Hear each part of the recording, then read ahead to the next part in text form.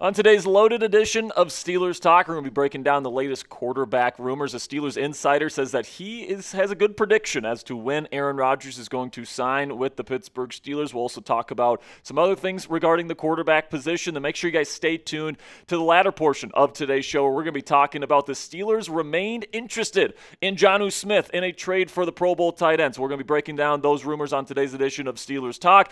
And just so you guys know, we actually have some merch for Steelers Talk now. And we are now selling hats. I'm actually wearing one of the hats that you guys can buy right now. And, you know, there is a limited supply. We only have a limited order of about 20 hats that we have brought in for you guys to purchase. And because of that, we have a little bit of a hefty price tag, but I think it's worth it if you really want one of the first editions of this Steelers Talk hat. You guys can Venmo $50 to me on Venmo at Jack-Sperry to buy one. There's only 20 that you can buy right now. So the first 20 people get the hat. So first come, first serve. We are going to have more shipments in the future. But if you guys want to buy one today, we greatly appreciate your guys' support. I know $50 is a little bit much for a hat, but it is something where you can help out a small business that is growing, all that different stuff. And there is a limited supply. So if you guys want to get a Steelers Talk hat today, you can Venmo me $50 at Jack-Sperry to make it happen. And we will make sure to get that hat your way. Okay, so now let's get into it here, where the Steelers announced their training camp dates. We've been waiting for this for a while, but now the Pittsburgh Steelers have officially announced when training camp is going to be for them this year, starting, of course, in St. Vincent College in Latrobe, Pennsylvania. It's going to all kick off on July 24th. Players report on July 23rd, and it goes all the way till August 12th when the team travels back to Pittsburgh for the rest of their preseason. But August 1st is going to be the Friday Night Lights practice. This year, I'm actually going to be going that first weekend, so July 24th through July 27th is when I am going to be making my yearly trip to Latrobe. So if you guys want to plan accordingly, so you guys can say hi to me or whatever, talk some football with me, I'm going to be in Latrobe from July 24th to July 27th. So plan your training camp schedule accordingly to that. So now let's get into the actual rumors of the day here, starting with Aaron Rodgers. And once again, you know, it's been over 2 months since the start of NFL free agency at this point, and Rodgers is still not signed on to be the starting quarterback of the Pittsburgh Steelers, despite all the hints, despite throwing to DK Metcalf, despite only taking a visit to Pittsburgh. Everything that has happened so far this offseason indicating he's going to sign with the Pittsburgh Steelers, he still isn't signed in the middle here of Steelers voluntary OTAs, which of course wrap up this week. But Mark Kaboly, the Steelers correspondent for the Pat McAfee Show, says that he thinks Rodgers is going to sign with the team before mandatory minicamp starts next week. Now, if you didn't know, mandatory minicamp does start in Pittsburgh next week, June 10th. And, we're starting to run out of time for Rodgers to sign before minicamp begins next week, Tuesday. But this is what Kaboly had to say about why he still thinks Rodgers will be on the team when this team practices next Tuesday during minicamp. I still think he signs in the next couple of days, Friday or over the weekend. Be there by Monday or Tuesday. Depends on when the news is broken.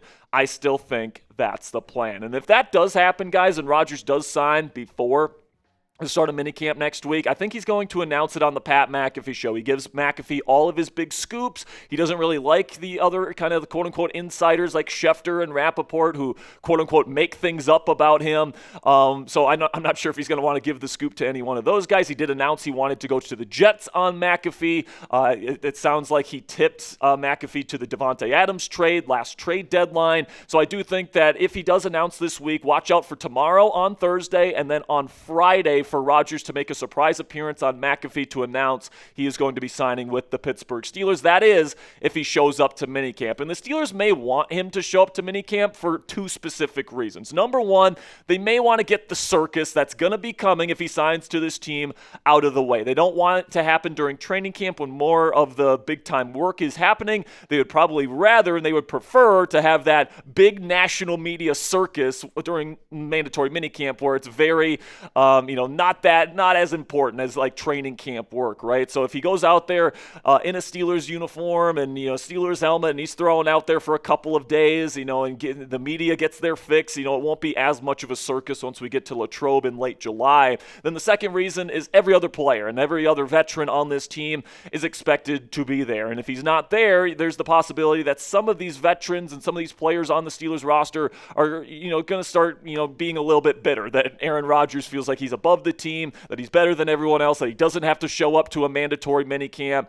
But I will say at this point, I do think it's possible that Aaron Rodgers signs after minicamp is over. I think we have to acknowledge that that is a realistic possibility for the Pittsburgh Steelers and for this fan base here, and you have to prepare yourself for that because Rodgers has been very, very vocal about off-season workouts and how he doesn't think that they're necessary. And now that this is the first time Rodgers has been a free agent in his career, his perspective is probably these things really aren't that necessary, so I'm not going to sign until after they're over so I can't get fined by the Pittsburgh Steelers for not showing up to mandatory minicamp like he was last year with the New York Jets. And you know what, guys? He's actually kind of right that off-season team workouts at this stage in the off-season, they really don't mean all that much, all right? If you guys don't know what happens during OTAs and mandatory minicamp in the NFL, I'm going to let you guys know what happens right now, okay? What they do is they do pretty much a basic install where they put in all their basic concepts in their playbook, and that's kind of what they do during these workouts.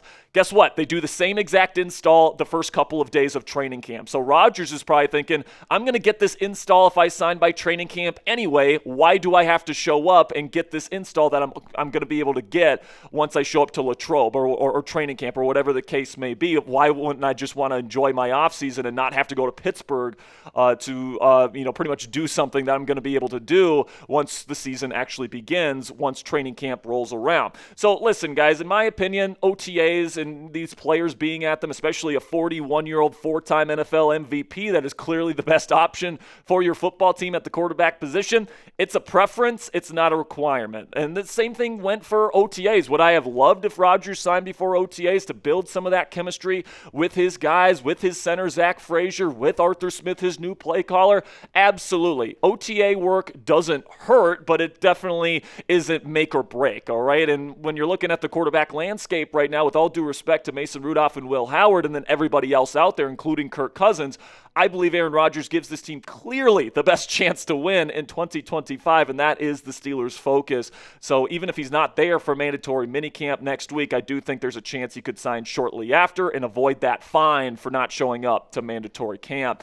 And also, guys, another thing to keep in mind is that Rodgers can still build connections with his wide receivers and with his weapons, even if he's not there at mandatory minicamp. Of course, he worked out at least one time with DK Metcalf at UCLA earlier in the offseason.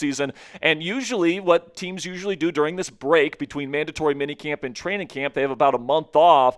A lot of quarterbacks get together with their weapons and with their receivers, and they go to a location for about a week or even up to 10 days, and they throw with each other, and they build that chemistry, and they get ready for training camp, and they get ready for the season. Rodgers could absolutely do that, and he could pretty much replace OTAs and mandatory minicamp and kind of that structured kind of environment in Pittsburgh, and he can stay home and do the exact same chemistry work as he would have done at OTAs, but only do it on his terms and at UCLA where he worked out with DK Metcalf. He could fly Roman Wilson out. He could fly Calvin Austin III out. Of course, DK Metcalf, Pat Freiermuth, all these different guys that he's going to be working with, he could fly all of them out for like a week or even up to like 10 days or something like that, and they could work out together to start building that chemistry so that this offense can be the best that it can possibly be. So I think OTAs and minicamp are certainly a preference. I would love for him to sign ASAP, but if he doesn't sign until after mandatory minicamp, it's definitely not a deal breaker for me personally. So what say you guys? Let me know down there in the comment section. When will Aaron Rodgers sign with the Pittsburgh Steelers? Type B for before minicamp, type A for after minicamp, or type N if you think he never signs with the Pittsburgh Steelers. This is going to be the pinned comment on today's show.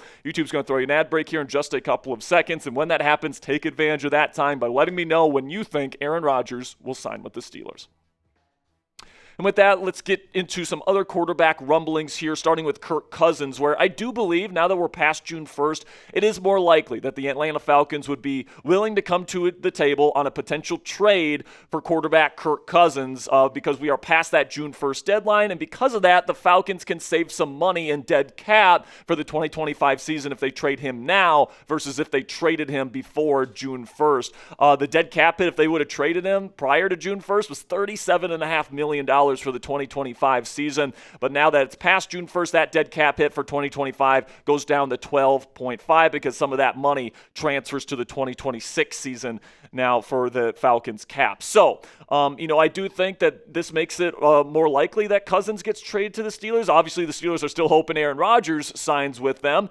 And then the other thing to keep in mind about Cousins is that he's not going to come cheap, all right? He still has a lot of guaranteed money left on his deal, and Atlanta's already dished out a lot of guaranteed money to him already. So the Steelers would have to make it worth the Falcons' while. They either have to give up a pretty premium draft asset, like a pretty decent mid-round draft pick, or they're going to have to take on a pretty significant chunk of the remaining guaranteed money on Kirk Cousins' contract in order for that to happen. So this is one of the big reasons why I still prefer Aaron Rodgers to Kirk Cousins, is because he's going to be significantly less expensive. Not only do you not have to give up a premium draft asset to go get him, but Rodgers has also said publicly that he's willing to play for $10 million, which would be lower than what Kirk Cousins would be playing for at this stage in his career with the contract that he currently has. So you take a look at what Jerry Dulac of the Pittsburgh Post-Gazette said about the Steelers' Plan B option if the Steelers flake, or if Aaron Rodgers flakes on the Pittsburgh Steelers this offseason. And he says their plan would be to sign a veteran backup quarterback to back up Mason Rudolph. All right, Mason Rudolph would be the starting quarterback for the Pittsburgh Steelers if it's not going to be Aaron Rodgers. Now, producer Joey, this is not Jerry Dulac, so you can just take that off there. But fair warning to the people at home here, Jerry Dulac is consistently wrong on these things. He said in a recent mailbag that there was no chance George Pickens was going to get traded before the season. He's a Dallas Cowboy. He said last year there was a 100% chance Deontay Johnson would be on the team. A week later, he got traded to the Carolina Panthers. He said this year that there was near a 100% chance it was going to be Justin Fields or Russell Wilson as the starting quarterback of the Steelers this year. Guess what? They're pursuing Aaron Rodgers, and Fields and Russ are on different teams. So Dulac is consistently wrong on these reports. He also said Steelers were trying to bring back Najee Harris. They ended up letting him walk.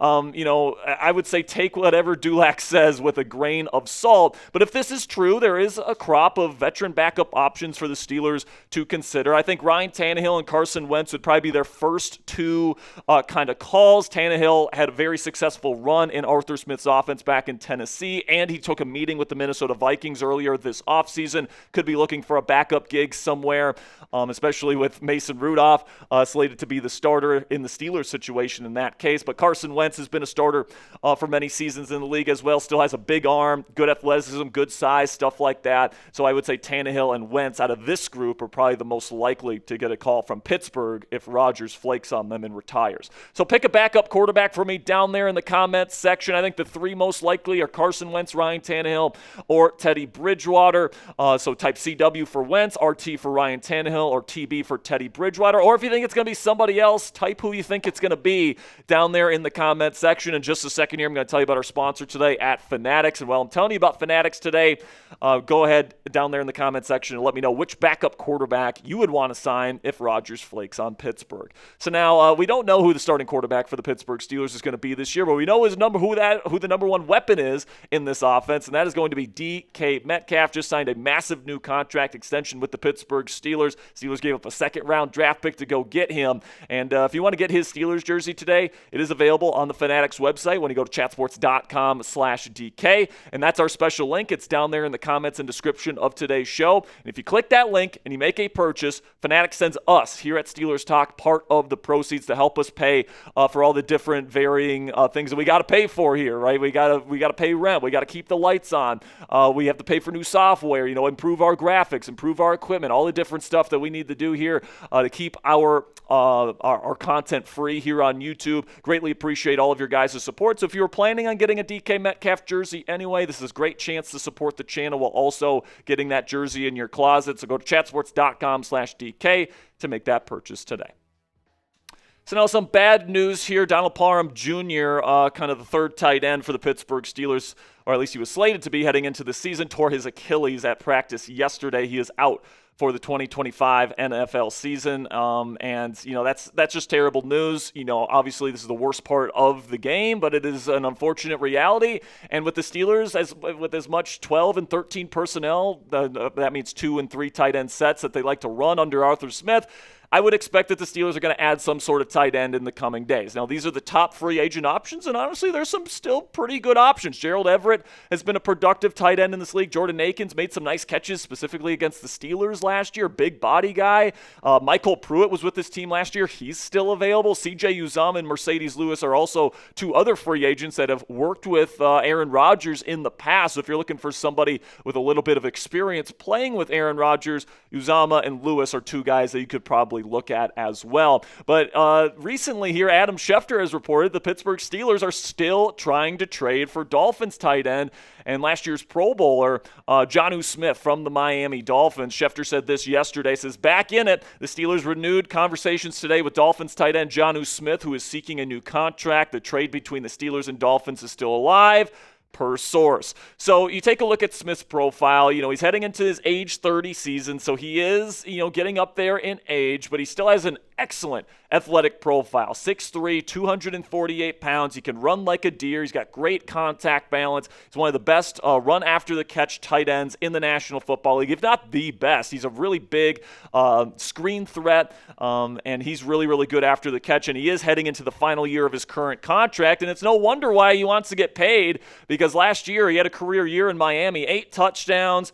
He averaged a first down per reception, over 880 yards receiving, and over 85 catches. He was really productive for the Miami Dolphins last year. And Arthur Smith, has coached Jonnu Smith both in Tennessee when he was the offensive coordinator with the Titans, but also he brought him into Atlanta there in 2023 when he was still the head coach of the Falcons, where he had 3 touchdowns and averaged almost 12 yards per reception. So, Smith is certainly somebody that Arthur Smith is definitely a big fan of and would love to add to the Steelers offense. But here's the kicker here. Jonnu Smith is looking for a new contract. Like we mentioned, he's heading into the final year of his current contract, and he's trying to, make his money now because he understands this might be the last big payday he has in his NFL journey. Here are the highest paid tight ends in the league per year at this point. As you guys can see, Steelers are already paying a tight end, top 10 tight end money, and Pat Freiermuth at $12.1 million per season. And for somebody that's coming off a Pro Bowl season, I would be shocked if Jonnu Smith didn't want to be included on this graphic by the time that his next contract gets done. So you can take a look here. I would say a 5th or a 6th round pick, hopefully a 6th round pick, would get the job done for Jonnu Smith. That is probably what I would offer for him. Somebody that doesn't play a high value position, but is a very good player at that position. All right, and also the fact that the Steelers would have to pay him a new contract would have to kind of go into the calculus there. But I would say a mid day 3 pick is probably what Jonnu Smith would catch on the trade market. And I think that the only way a trade for Jonnu Smith really works, and the only way this really makes sense, guys, because you're paying Pat Freiermuth, and you would be paying Jonnu Smith, both of them big money for a tight end, you have to pretty much play both of them full-time, and you have to pretty much live in 12 personnel, which not a lot of teams in the modern-day NFL really do, okay? So if you don't know what 12 and 13 personnel means, that means 2 receivers, 2 tight ends, 1 running back. 13 personnel means 3 tight ends, 1 receiver and 1 running back. And I would also expect this team to play a lot of 13 personnel, specifically in run-heavy downs, first down, second down and medium, second down and short. I would expect Darnell Washington to be that 3rd tight end that comes in. He is a menacing run blocker and pretty much an additional offensive lineman to come help run block. And I think that what the Steelers are trying to do is they're trying to play really heavy. They're trying to put a lot of big bodies that have really good athleticism on the field so that they can stay kind of multiple and keep a defense guessing while still having the size and strength advantage in the run blocking game to give Caleb Johnson and Jaylen Warren every single opportunity to be successful this year in the run game. And the thing about, this strategy and trading for and paying Jonnu Smith and playing and pretty much playing 2 full-time tight ends in starting caliber roles is that actually fits this team's vision. Arthur Smith wants to live in 12 and 13 personnel. He wants to live in heavy formations and all this different stuff because he wants to play bully ball. This team wants to get back to playing, hard-nosed, classic Pittsburgh Steelers football offense where it's run first, which is definitely the new trend in the National Football League with all the lighter defenses that we are seeing in the National Football League today. A lot of nickel, a lot of too high safety shells. Arthur Smith wants to combat that by putting a lot of big bodies on the field that can also catch the football and get open in the passing game so that defenses, that are playing lighter and they're having that extra safety out deep, they're going to struggle against the Pittsburgh Steelers if they try to pull that shit against the black and gold in seasons to come. So let me know what you guys think down there in the comments section. Would you trade a 5th-round pick for Jonnu Smith, or is that too much? Type A for accept or D for decline. Let me know what you guys think down there in the comments section. And my prediction on Jonnu Smith, guys, is I think he's actually going to stay in Miami. I think the Steelers are probably interested in making this happen, and the fact that Schefter has put this out there multiple times in the last week certainly indicates the Steelers want to get this done. But according to a Dolphins insider, Cameron Wolf, he says, quote, both sides want to be back in Miami. So Miami wants him back and they want to get a deal done. And then Jonnu Smith wants to be back in Miami because obviously, that's the place where he's had the most success in his career. So usually in the NFL, guys, when both sides want something to happen, it usually happens, all right? I think eventually this is going to come to a conclusion where Smith signs some sort of extension with the Miami Dolphins, and then the Steelers will probably end up bringing in one of the free agent tight ends that we brought up earlier in today's show. So that'll be it for today's edition of Steelers News and Rumors. Make sure you guys click that subscribe button because throughout the week, we're going to get you guys updates on Aaron Rodgers, the Jonnu Smith situation. Gabe Davis is visiting Pittsburgh this week. If he signs, we'll be going live for that as well. Make sure you click that subscribe button if you haven't already to never miss any of our updates on this channel.